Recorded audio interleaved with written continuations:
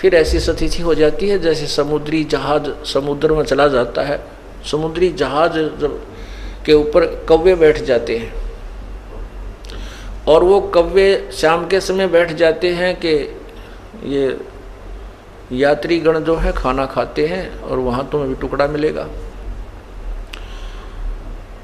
तो चलते जैसे 4 बजे जहाज चल पड़ा तो वो बैठ गए, शाम का खाने के समय उन्हें टूक टाक मिल गए, वो लालच में वहीं बैठे रहते हैं। और वो काफ़ी रात्रि के समय तो 100-150 किलोमीटर चला जाता है जहाज,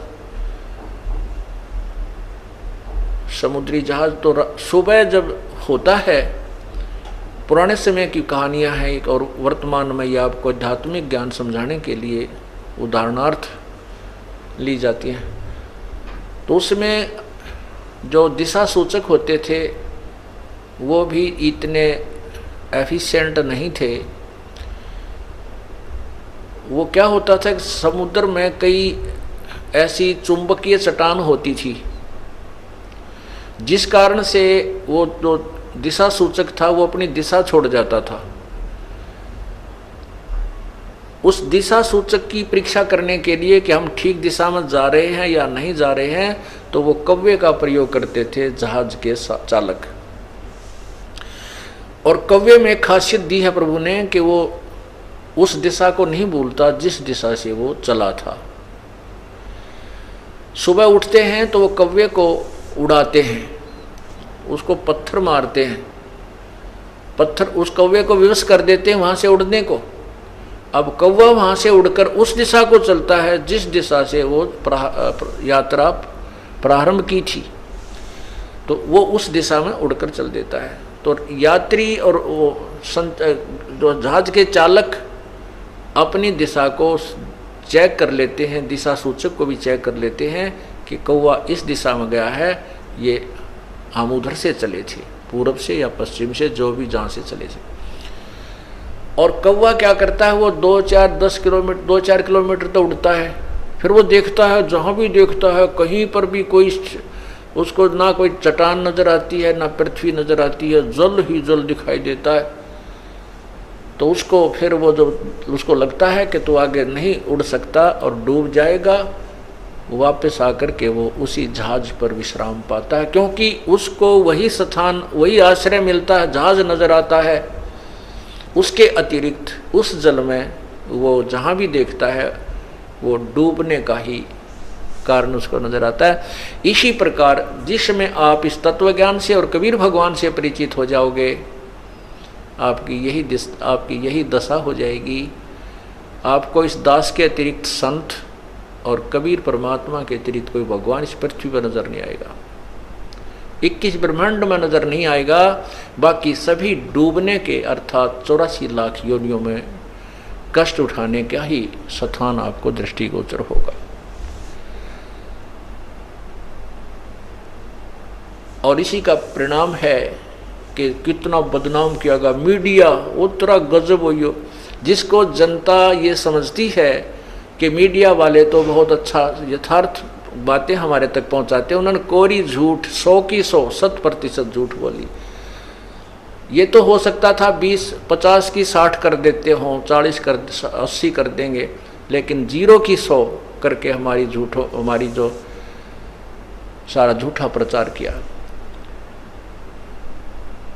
हमारी सत्य को सत्य को नहीं दिया, असत्य को दिया। और लेकिन हमारे बच्चे जो इस ज्ञान से परिचित थे, एक भी टस से मस नहीं हुआ।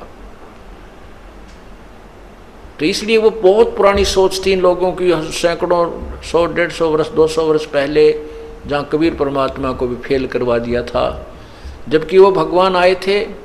और जो अब वर्तमान में आपके साथ जो लीलाएं मालिक कर रहे हैं, आपको सुख दे रहे, इससे तो और ज़्यादा सुख दिए गए थे, 64 लाख शिष्य हुए थे परमात्मा के, लेकिन हमें अक्षर ज्ञान नहीं था। और इन स्वार्थी गुरुओं का, ऋषियों का, महर्षियों का दाव लग गया था, कह दिया था कि कबीर तो अशिक्षित है, ये वेदों और सदग्रंथों के बारे में क्या जाने, इसको संस्कृत भाषा नहीं आती है। तो ये मान लेना स्वाभाविक था कि सचमुच सभी सदग्रंथ संस्कृत में अंकित हैं। और ये जो वक्ता है ये संस्कृत का विद्वान है, इसलिए शास्त्रों को तो यही सही समझ सकता है। लेकिन यजुर्वेद अध्याय नंबर 40 के मंत्र 13 में कहा है कि कोई तो अक्षर ज्ञान युक्त व्यक्ति को विद्वान कहता है और जिसको अक्षर ज्ञान नहीं उसको अविद्वान कह देता है। नहीं, अविद्वान और विद्वान की परिभाषा भी वो तत्वदर्शी संत बताएगा कि केवल एक भाषा विशेष का ज्ञान हो जाने मात्र से इंसान विद्वान नहीं होता। विद्वान भी वही परमात्मा है। जैसे यजुर्वेद अध्याय नंबर 40 के मंत्र 8 में कहा है कबीर मनीषी, वो कबीर विद्वान, कबीर विद्वान, मनीषी माने विद्वान, सर्वज्ञ, वो कबीर सर्वज्ञ, कबीर विद्वान। और वो जब अपने उसका जो शरीर है अकायम, वो अकायम माने वो इस 5 तत्व शुक्रम अकायम असनाविरम, उसका जो शरीर है शुक्रम यानी माता पिता के संयोग से बना हुआ नहीं है, वो काया नहीं है उसकी, और उसके शरीर नाड़ियों से बना हुआ नहीं है, असनाविरम है। और वो स्वयंभू है, स्वयं प्रकट होने वाला है। वो परमात्मा कबीर है। तो इसलिए उस समय परमात्मा को, पूर्ण ब्रह्म को, कबीर परमेश्वर को रिजेक्ट कर दिया था इन झूठे लोगों ने। प्रभु जी कहते हैं, परमेश्वर कबीर जी ने कहा कि वेद कतेब झूठे नहीं भाई। धर्मदास जी ने कहा था परमात्मा जो आप बातें बता रहे हो और मैंने आंखों भी देख लिया क्योंकि आप परमात्मा हो। क्योंकि धर्मदास जी को भी मालिक जैसे गरीबदास साहिब को ले गए, जैसे नानक साहिब को ले गए, गीसा साहिब को ले गए, दादू साहिब को लेकर गए और मनुकदास साहिब को अपना यथार्थ स्थान दिखाया, फिर वापस छोड़ा।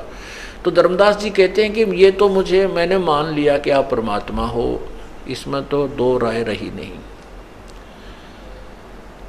इससे सिद्ध है कि परमात्मा फिर तो वेद और कतेब झूठे हैं, क्योंकि ब्रह्मा विष्णु महेश की महिमा गा रहे हैं कि नहीं। परमात्मा ने कहा, कबीर साहब ने कहा कि नहीं धर्मदास, वेद कतेब झूठे नहीं भाई। आज झूठे हैं जो समझे ना ही, झूठे तो ये हैं जो इनको समझ नहीं सके। फिर क्या बताया था कि वेद हमारा भेद है और मैं इन वेदन में नाही।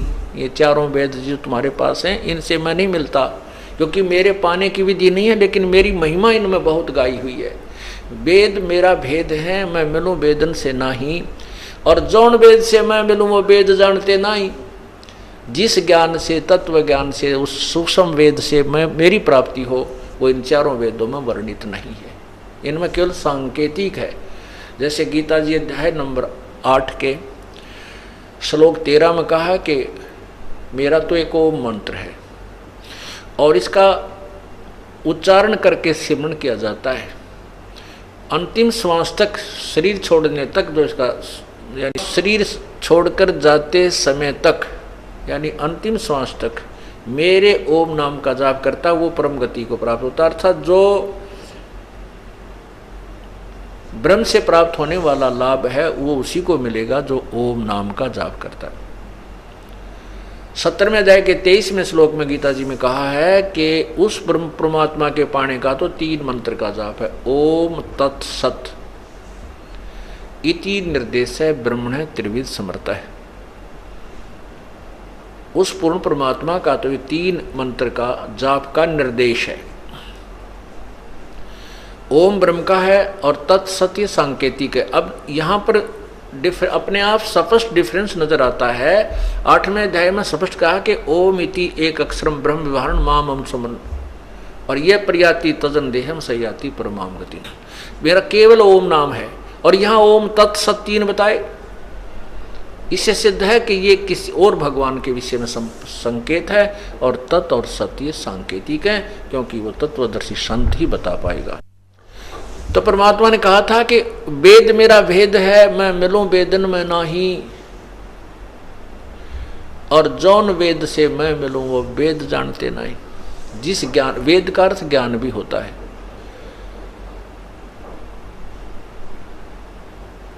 जैसे गीता जी अध्याय नंबर 15 के प्रथम मंत्र में लिखा है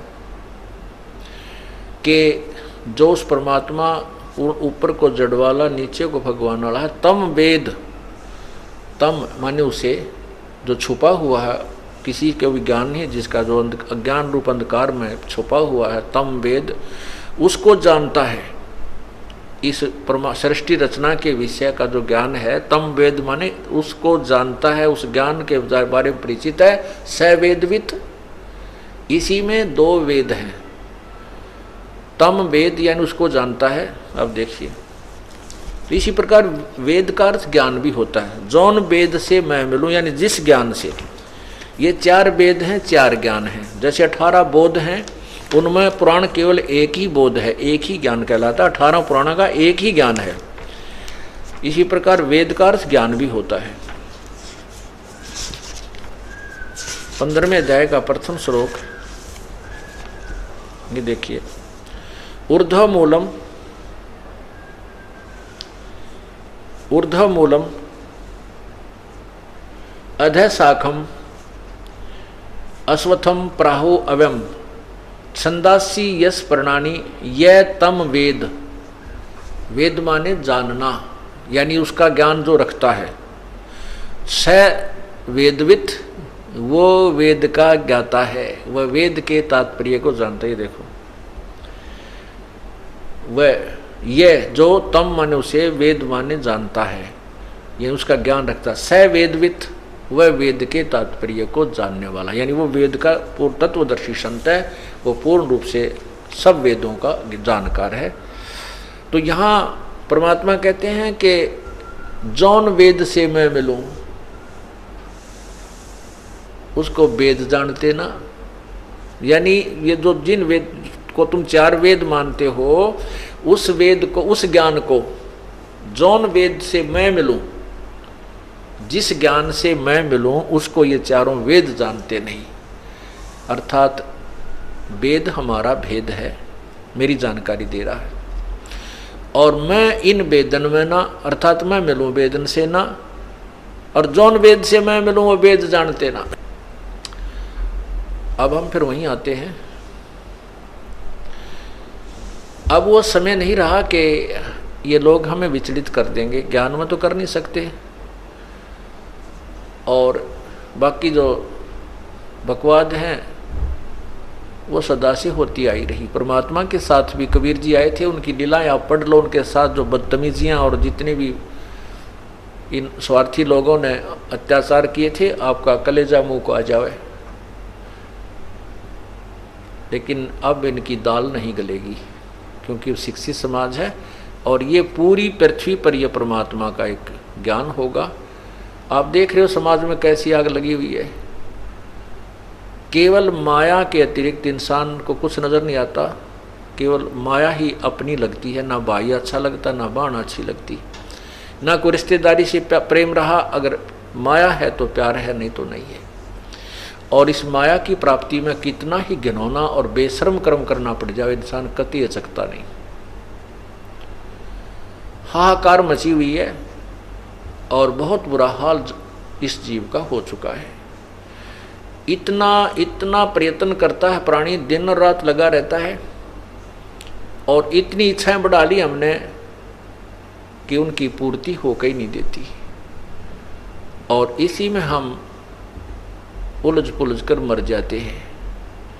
अब क्या होगा कि जैसे हम परमात्मा से सुना करते थे, भगवान हमें अंधे को आंख देता है, भाई रोगी को स्वस्थ कर देता है, निर्धन को धन देता है, परमात्मा चाहे तो पता नहीं क्या कर देता है, रंग को राजा बना देता है, और घर में बरकत देता है। इसलिए हम परमात्मा की खोज किया करते थे, और परमात्मा के विषय में कहा करते थे भी भगवान पता नहीं किस रूप में आ जावे। किसी साधु संत के साथ नहीं अड़ना चाहिए, उनके साथ खींचातानी नहीं करनी चाहिए, बदतमीजी नहीं करनी चाहिए, और विनम्रता से बात करनी चाहिए। ना जाने परमात्मा किस वेशभूषा में आ सकता है। और संत, भगवान का स्रोत संत ही माना जाता है। परमात्मा से लाभ लेने के लिए संत ही की तलाश करते हैं, और ये सत्य है।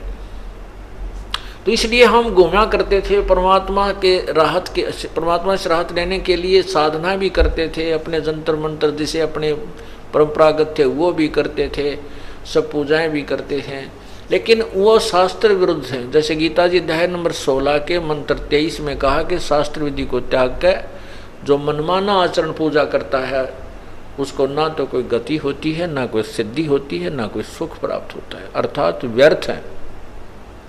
तो वो साधना जो शास्त्र विरुद्ध करके हम जो नास्तिक बन गए, क्योंकि जो भगवान से राहत मिलना की हम आशा करते थे वो नहीं मिली, तो फिर नास्तिक हो गए। गम भुराने के लिए तो शराब पीने लग गए, धनवान बनने के लिए मिलावट या चोरी ठगी डाका रिश्वत लेने लग गए, जबकि इन तरीकों से कोई भी धनी नहीं बन सकता और शराब पीने से गम नहीं भुला सकता। एक तो दूना टोटा हो, शराब पीवे पैसे खर्च हों और पशु की तरह बदतमीज हो जाता है और नशा उतरते हैं, फिर वह गम वो जो का तू जो टेंशन नो की न पावे, तो वो टेंशन तो खत्म होगी परमात्मा से। परमात्मा उस जिस कारण से वह टेंशन बनी है उसी काम को सेट करेगा, फिर वह टेंशन खत्म होगी। तो परमानेंट इलाज तो ये है उसका। तो वो परमात्मा से ना तो टेंशन खत्म हुई, ना धनवान बने, ना घर में बरकत हुई। जो पूजाएं करते थे तो उनको फिर रिजेक्ट कर दिया, नास्तिक बन गए। फिर काल ने अपने दूत भेज दिए कि नहीं, हिंदू धर्म के अंदर और 20 पंथ चलवा दिए। तो हमने सोचा भी ये जो साधना हम कर रहे थे इससे तो कुछ मिला नहीं, शायद ये संत जो बता रहा इसी से कुछ लाभ मिले। तो फिर वहाँ भेड़ वाली चाल वहाँ शुरू होगी। वहाँ विवेक से नहीं गया कोई भी, विवेक से तो अब इस दास के पास आएगा जो दूसरे पंथों के पास चले गए हैं, वो विवेक से आएंगे और विवेक से ही आए हैं। अब वो यहाँ से डगमग नहीं हो सकते थे सारे, जिसने भगवान चाहिए, और जो विवेक नहीं रखता वो तो यहाँ आएगा नहीं, आ गया तो फिर थोड़े दिन में खिसक जाएगा। वैसे किसी के कहने से भी आ जाता है तो वो नहीं रुक सका, क्योंकि उसको भ्रमित करने वालों की गिनती नहीं, और तत्व ज्ञान बताने वाला केवल एक दास ही है इस पृथ्वी पर वर्तमान के अंदर।